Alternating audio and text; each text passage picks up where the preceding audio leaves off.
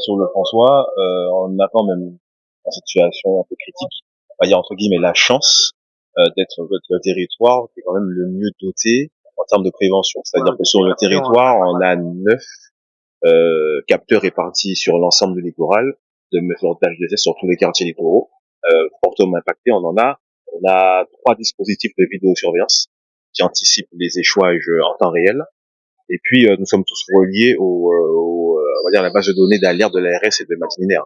Donc, on parlait tout à l'heure là de comment les habitants font pour savoir. Il y a une communication constante qui est faite sur les réseaux de la ville pour dire aux populations littorales et même non littorales, parce que les interactions même sont dans voilà, dans les lieux un peu reculés. C'est-à-dire qu'il faut suivre les bulletins, aller sur le site de Matinière, aller sur le site de l'ARS, de suivre les bulletins.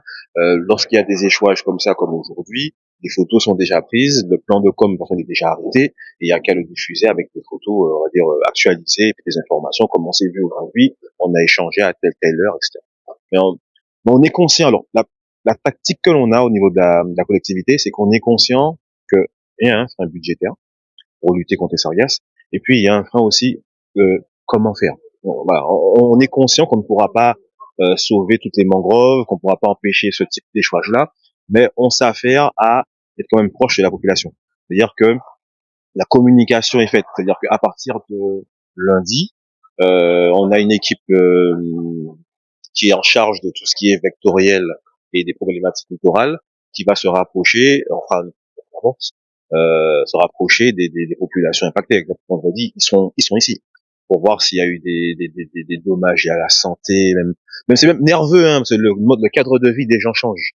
Donc, tout ça, il a fallu muscler les services pour pouvoir répondre à toutes ces problématiques. Donc, on va dire c'est encore des dépenses pour la ville aussi, mais on est bien obligé de faire ce moment-là. Et on voit malheureusement le résultat n'est pas n'est pas suffisant, on va dire. Monsieur Émile Agour, responsable de l'environnement de la ville du François, élu de la ville du François. Doloir Ludovic, Doloir, Ludovic avec un C, directeur de l'environnement, du cadre de vie et de la mer, la ville du François.